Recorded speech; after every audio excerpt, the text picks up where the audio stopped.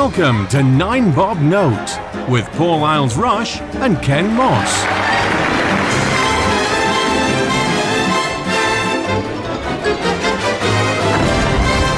Hello and welcome to 9 Bob Note. I am Paul. And I am Ken. Hi, Ken. Hi, Paul. You're in the driving seat this week. What have you got? Sitcoms. Ooh. Yeah, I don't know why. I was just thinking, we grew up in what was probably considered to be the golden age of sitcoms. We did. And many happy times spent watching various ones of different quality. And then there seemed to be a period where there just weren't any anymore. They disappeared. And I am talking largely about British sitcoms, because Americans sitcoms have sort of always been there, haven't they? Yeah.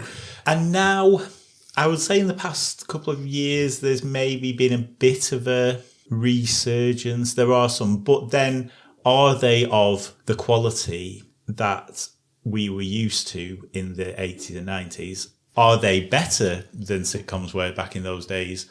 Have we just turned into grumpy old men who don't find anything funny? Little from column A, a little from column B, I would say. For my part, I don't think they're anywhere near as good as they used to be. The last ones, and I can't say that I watched them if I'm brutally honest, were things like My Hero and My Family. I mean, obviously now the one that's the longest running one is Mrs. Brown's Boys. Now, it's not for me. I used to dip my toe in the water with it a long time ago because the person I was with at the time, she and her kids were into it. And a friend of mine, he was into it, and he'd go around to his house, and it was on. He'd just be uproarious with his wife watching it. And so I had a fondness for it, but I can't say that I was ever blown away by it. And I've certainly not seen it for years. It's got to be 7 or 8 years since I last saw one. Yet but inexplicably, it continues. It continues, and I can't. From reading reviews, it's not evolved at all. No. So, but this thing has got a huge following. It's got a huge, and if people are enjoying it, let them enjoy it. It's just because it's not your thing. Football's not my thing. I'd happily have it all cancelled. It's just. But I am just one of the people that don't enjoy it. So I step away from the firework and just let other people enjoy the bang. In terms of sitcoms itself, though, it's redefined itself as a genre now, because it's not... The sitcoms that me and you knew were in front of a studio audience. Yes. And then that evolved and it became a little bit more sophisticated, and they'd have a laughter track, or sometimes not even a laughter track. And so the sitcom as it was evolved into something technically better, but not comedically better. Yeah, not necessarily as familiar. No, and I think that, the one foot in the graves, it was largely in the Meldrews house. And then you'd wander out and have a bit of location for this. But it would all centre on the Meldrews house. Only Fools and Horses, whatever they did, it would centre on the flat. Terry and June, it was all centred on their house. 2.4 children, the house. Spinning forward a few years, Outnumbered. Now, that was more sophisticated in the way it was filmed, but it was all within the house. That was an example of something that was clever enough to be funny in its own right, but I used to watch things like Waiting for God. It was all set in, a couple of sets in a retirement home. And so all those contained things, I think if the writing's good enough and the sets are contained enough, it's the writing that's missing, I think, because there's any number of reasons why I look at comedy now and don't find it that funny. I find certain stand-ups funny, but stand-up has a freedom that TV doesn't anymore. You cannot get away with... I mean, you look at some of the things we used to watch. They're hilarious, but you'd never get away with it now because, that's fat-shaming. Oh, that's racist. That's transphobic. That's homophobic, that. None of it was in any way cruel. Well, the vast majority was not. I'm not going down that road again. No, the vast majority was not trying to be cruel or picking fun at the expense of a particular demographic. It would pick on a character, a trope or something. The situations were the ones that I found funniest. So One Foot in the Grave remains my favourite because the situation's just got more and more painfully ludicrous. but there was a logic to it. It was like Fawlty Towers. You'd watch Fawlty Towers. I can't watch more than one of them. It's just an exercise in how to make your audience feel more and more uncomfortable as each painful scenario unfolds over half an hour. And then there's just, oh God. That level of writing, I think, has gone. Yeah, I have to agree, because they were crafted, weren't they? Fawlty Towers, I mean, every episode of that was building up and to a ridiculous closing, closing scene, which... And you could almost tell that the people who were writing it had come up with that. And then it's like, right, how do we get to this situation? It was the same with One Foot in the Grave. It was the same with things like the British Empire. Even Last of the Summer Wine, which I absolutely hated. But it went on for like 32 years. And in those, the episodes, God knows how they did it. But every episode... obviously ended up with a bunch of old men rolling down a hill in a bath. Yeah. And, I mean, I hated it, but like you say, people loved liked it. Yes, it kept getting renewed. It got renewed 31 times. I think Mrs. Brown's Boys. Every time I read, on the internet that it's been renewed for another series, oh God, cancel it! For God's sake, cancel this! Cancel this thing! But people are watching it, yeah, and most of the time people are complaining. Oh well, I'm not paying my license fee. I don't watch anything on the BBC. Well, people are watching it. People are watching it. There are a couple of comedy shows that I have watched recently. Well, maybe 3 sort of honourable mentions that I think are doing okay. But as you say, they have moved away from being just one situation. So one of them, which I haven't watched all the way through, but I have seen the odd episode of, is Ghosts. I don't know if that's you've seen just come to an end, hasn't it? They've done a finale. Yeah. I've never seen a one. Now, see, that is funny, and it's contained. It's in a house, a haunted house, and you could probably do it, where it was filmed in front of a studio audience, because you could quite easily get it down to 2 or 3 sets. And it's funny, those sort of, like the silly jokes, because it has, the ghosts come from, one of them is from the Stone Age. And it goes right the way up to, someone from the 80s. And so they're all from different eras. And obviously there's all the misunderstandings about words and stuff that are used.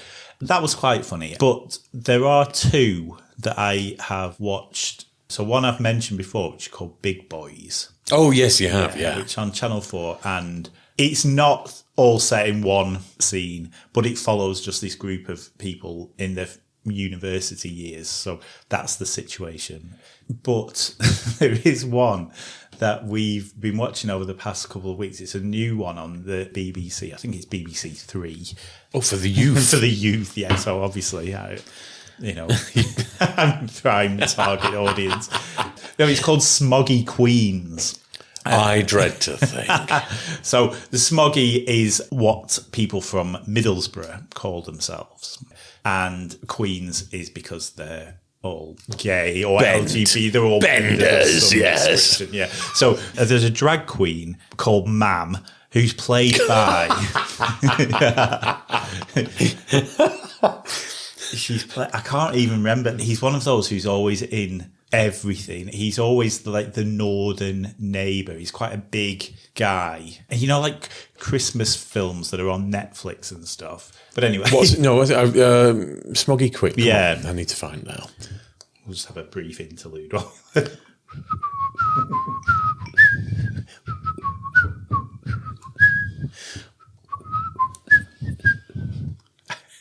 Oh, Mark Benton. Mark Benton. Yeah. And then there's a person who is a youngish but not young enough gay lad who sort of, still thinks that he's one of the twins, but also wears horrendous drag and, always has awful makeup on, but still thinks he's God's gift. And there's a lesbian. First outing this year. There it goes. And the lesbian is sort of trapped in this awful relationship, but she's really good. So she's really, really intelligent. So not like any lesbian. You I did not say that. put your power tools away, girls. It's all right. It's just a joke. Look it up in the dictionary. Oh no, the letters. Do invite these things. And then there's a young guy who's sort of brought into the group by Mam, who's like a not fully out gay teenage lad who is obviously seen as quite good looking and getting lots of attention when they go out and stuff. So this other one absolutely hates him, and he's called Stuart, the young lad. So they just, and it's just the way I've completely lost the point of where I'm going, but it's very, very funny, and each episode has its own situation. So there's one episode where they're doing a drag brunch on board a ship. Like one of those lunchtime cruises that goes up and down the river. So they're doing it on that, but it's a Titanic themed one. So the theme of the episode is Titanic. So the storyline of the episode is all about like these two people who meet and fall in love, but they've also got the costumes on, like from Titanic, apart from one person who's dressed as an iceberg because he didn't get the thing. And it's so stupid, but one of those that wouldn't happen in real life, but it's still very funny. Plausible. Yeah. It's very much like the British Empire. Whitbread Newtown Leisure Centre got blown up at the end of every series. I mean, I've said all that about the studio audience. I think there is room for the broader scope sitcom, and a few have leapt to mind since we've been on air. Benidorm's one. Yeah. I thought was very, very good. Probably, I didn't see it right to the end. I suspect it ran out of steam a little bit by the time it got that far. But as a premise, and I certainly saw the first 6 or 7 series, and I really enjoyed it. That was a sitcom and no studio audience, and it was very well done. There was one in the 90s called Chef. Yeah, with Lenny Henry. It's not very well regarded now. The first 2 series were done on film, and they were done as multi-location. Very sort of high production values for the time, because they weren't using film by that point. So how LH and Gareth Tilbury, who was the writer, pulled that one, I don't know, but it certainly showed on screen. And then for the third series of that, they completely changed it. It went onto video and was studio bound and with a studio audience, and it didn't work. So I think there's room for that more sophisticated style of sitcom. But I do think we've lost the art of the studio bound. I don't really want Mrs. Brown's Boys to be held up as the sole remaining torch for the studio bound sitcom. Yeah, there is definitely something about when things were filmed in front of an audience, or when when they put the laughter track on, and the sense of anticipation.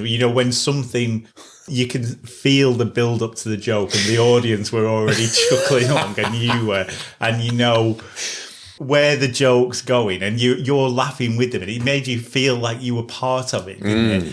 But yeah, it doesn't always work. But Benidorm was a really good example of that, because that wouldn't have worked with studio. No, it wouldn't. It would have looked dreadful. Can you imagine? But then we had the one that we have talked about on your other podcast, that Vicious. Yeah, that was, and it worked. Yeah.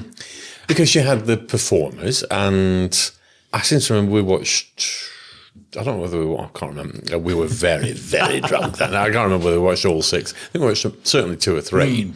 But the combination of writing and certainly performing, I mean, you had 2 big heavyweights in that, Derek Jacobi and Sir Ian McKellen.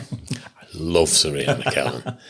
I love Derek Jacobi. He's they're both knocking on now, and you think, you're still out there performing like that, and they perform. They don't just phone it in.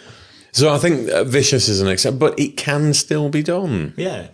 What a good topic to bring up. Good. All right, then, all-time favourite sitcom. You've got 3. Probably One Foot in the Grave is one of them. Along the same thing. possibly Keeping Up Appearances in its prime. Which again was just one joke all the way through. I feel like I should bring in a more modern one, but I don't know which one. Again, like Benidorm is a good contender. Yeah, it's a very good one. But me and you are from the era when there were real big hitters. You know, things like Father Ted and 2.4 Children. I used to love. I really, really used to love it. There was a sitcom every night of the week. So one of mine is not going to be a modern one, even though I think there are some worthy ones. Yeah. I might go with Benidorm, actually. It was good. It broke the mould a little bit, didn't it? But it was like a beach for washed-up actors who you used to know in other sitcoms. You know, you even had Keith Barron from Duty Free. They got as the mayor. No, Benidorm was very good. No, a very worthy choice. Well, since you've picked One Foot in the Grave, I won't pick it. That was going to be on my list. No, but it is. I think really that's probably... Oh, I don't know. I'm going to put in the Waiting for God. I was really fond of Waiting for God. Again, that was another one. It probably went on a little bit past its prime, but that can be said of quite a few things. Father Ted's in there.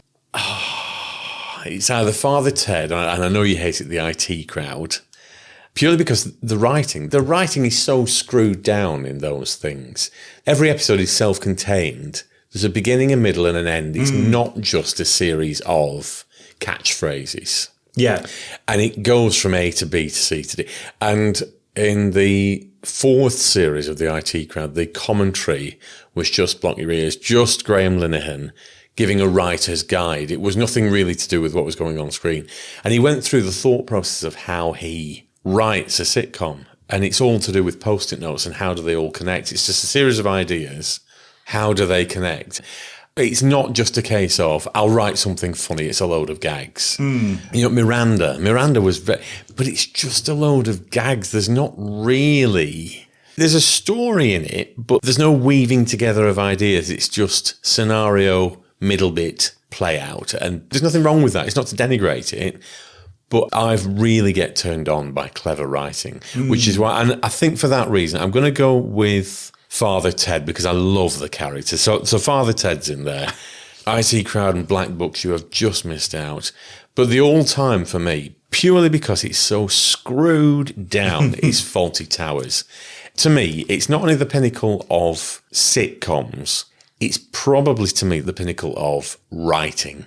Because it is so screwed down. There's not an ounce of fat on any episode.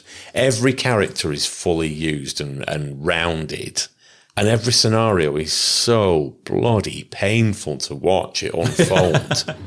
You just if TV can make you cringe at the end of a half an hour, that you just think, oh God, it's brilliant. Yeah, I completely agree. And the best thing about Fawlty Towers is that there are only 12 episodes. 12, yeah. And there was talk about it being brought back and stuff. I think just leave it. Leave it alone. Yeah. No, leave it alone. Because we're not going to discuss the fact, like you say, you can look back at any programme that was made in any, even ones made last year, and you can say, you couldn't make that these days. It's problematic. Yeah, you could do that, but look at it for what it is then through that prism. Yeah. And it was, as you say, perfectly crafted, absolutely hilarious. I haven't watched Fawlty Towers for years and years. Neither have I. If I put an episode on now, I would know the entire script from beginning to end. And that just shows how good they are. Hooray! Yes, hooray. Oh, what a lovely trip down memory lane that was. Because I don't really... It's not something I revisit. I love sitcoms. And you've said quite pointedly, we grew up in a golden era.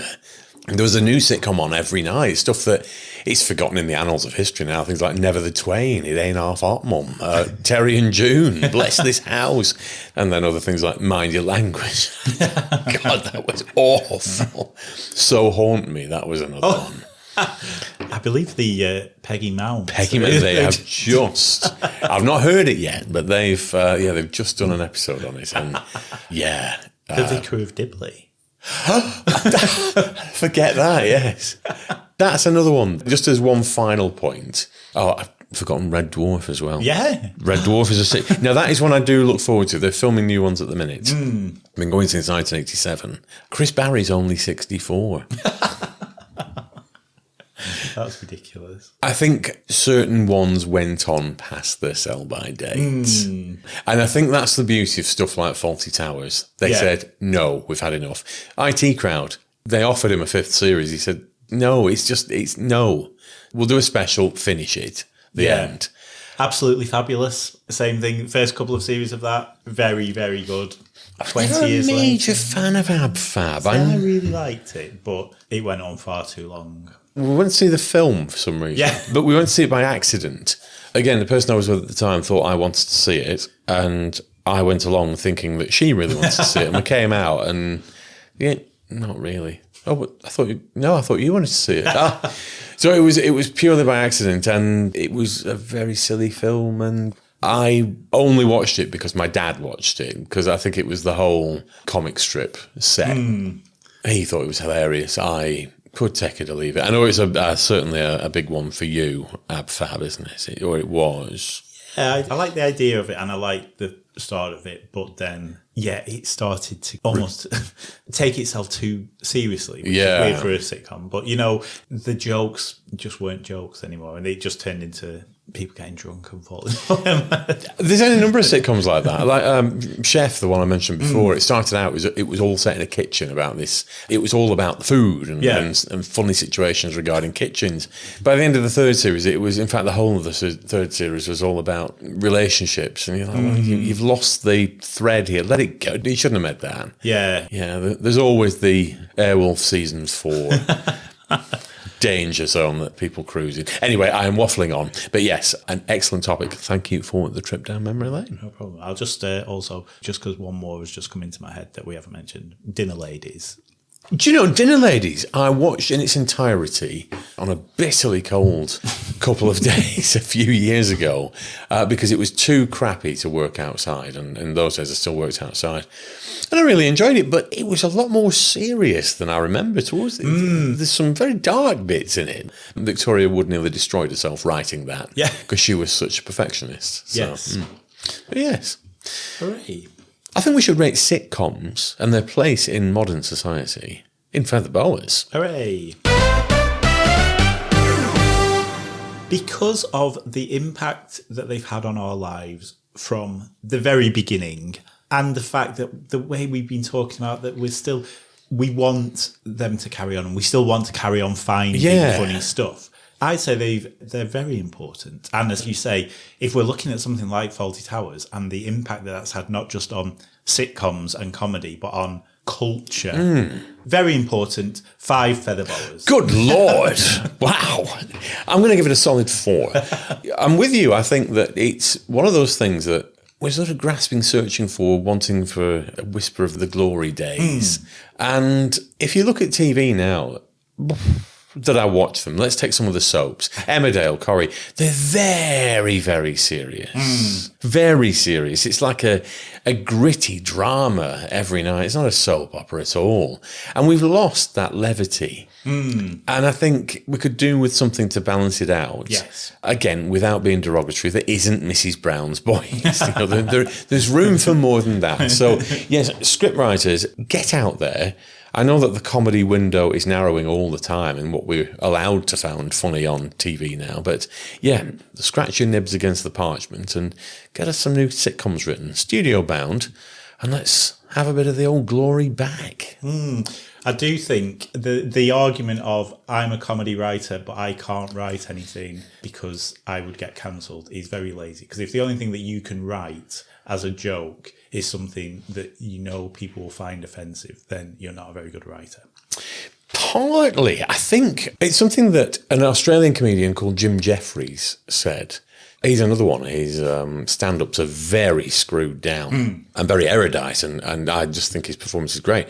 But he said, I've got to now be careful with my material because the material I did 10 years ago, 15 years ago, you have moved the bar as to what's acceptable. So it was here, for the purposes of the studio audience at home, My hand is to the left. It's now here. But the time window is getting shorter and shorter. So something I wrote 5 years ago, not acceptable now.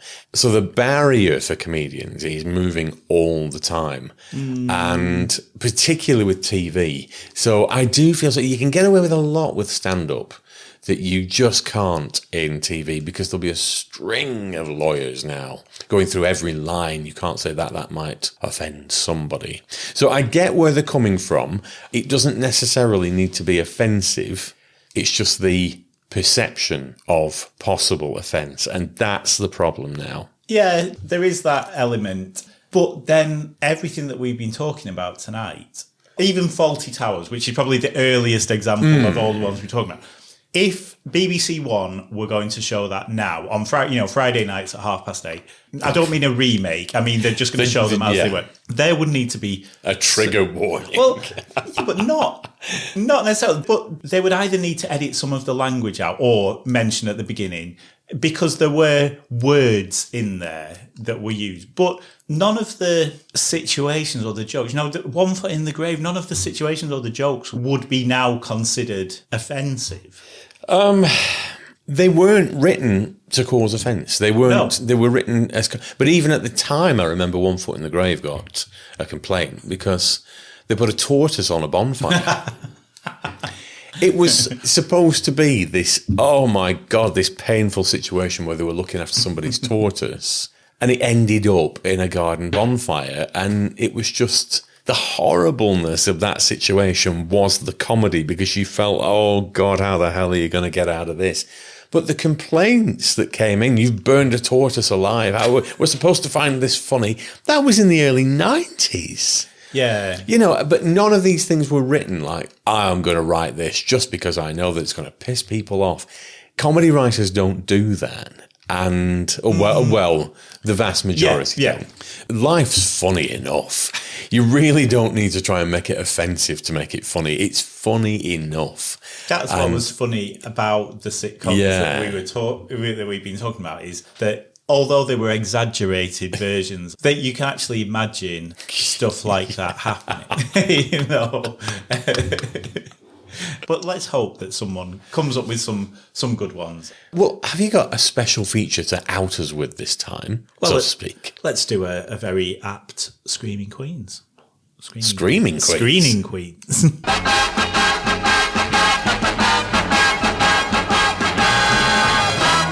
Well, I have mentioned it in tonight's episode, and it heartily recommended a BBC Three sitcom, Smoggy Queens. It is just silly, and it's LGBT based and written by a gay man, but not, it's not gay. Yeah, I mean, it is. It's very gay, but also it's not. It's a gay who's willing to take the piss out of himself and the community, and Excellent. It works for that. It's one of those where you're allowed to laugh at us. So, like almost a free pass to laugh at the gays. So definitely enjoy it before it gets cancelled. Well, you've really sold it tonight, so I am going to go and look that up. Excellent. Just before we sign off, I'm going to give an honourable mention to Citizen Khan. Just on the back of what you've just said there, it's okay to laugh at us. It was written by Adil Ray, a Muslim guy, and he got a tremendous backlash from the Muslim community up and down the country. And he said, no, we cannot be part of the community if we're not prepared to laugh at ourselves. And I, certainly for the first couple of series, I was quite fond of that. Again, another one that ran its course. But I just thought, welcome to the family. You open the doors now that you're allowed to laugh at yourselves as well. That's fine. Brilliant. Welcome aboard. Brilliant. Yes. Well, we've got plenty to get through in the DVD collection, so we better go and hunt them down. But we'll be back very soon with more podcasty goodness. Yes. Thanks for listening, boys and girls. Ta-ta. Bye.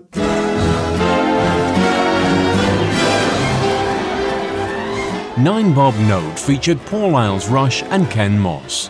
Title music was by Mark Shyman, and the programme was produced by Maverick Productions.